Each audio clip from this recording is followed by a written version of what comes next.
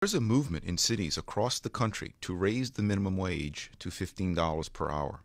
One of the most prominent advocates is former Labor Secretary Robert Reich, who thinks that $15 per hour should be the minimum wage for the entire country. This is a bad idea. Here are 3 reasons why. First of all, it would kill jobs. One of the basic lessons of economics is that when the price of something goes up, people buy less of it. So, if the price of pumpkin lattes rises, you can expect consumers to buy fewer of them. This law of demand also affects the market for low-skilled workers. Raising the minimum wage means a higher cost of employing each worker, which makes workers less affordable than before. Our coffee shop won't keep a worker at the mandated $15 per hour if that worker's efforts only result in $7.25 per hour in added revenue. Over the course of a year, a shop that keeps such a worker full-time would lose $15,500. So instead, it will eliminate that job. And evidence shows that employers in fact do respond in this way to minimum wage hikes.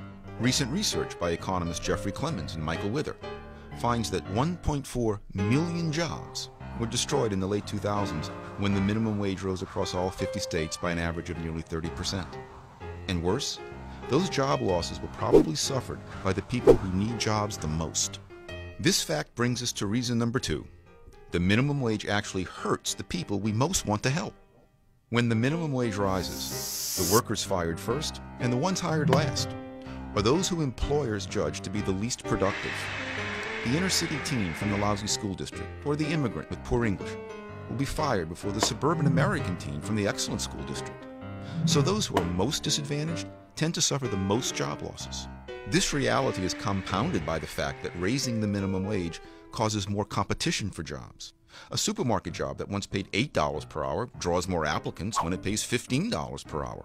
Applicants who include retirees and people with higher education who re-enter the workforce only because of the higher wage. Because these people often have more skills, they squeeze out immigrants and those from disadvantaged backgrounds who are likely more desperate for the jobs and certainly more desperate to gain job experience. The third reason is that minimum wage hikes aren't necessary to give deserving workers raises. 96% of American workers today earn wages higher than the current minimum wage, which proves that employers don't just pay the minimum that they're obliged to pay by law. Employers respond to the value that each employee adds so they can retain the best talent.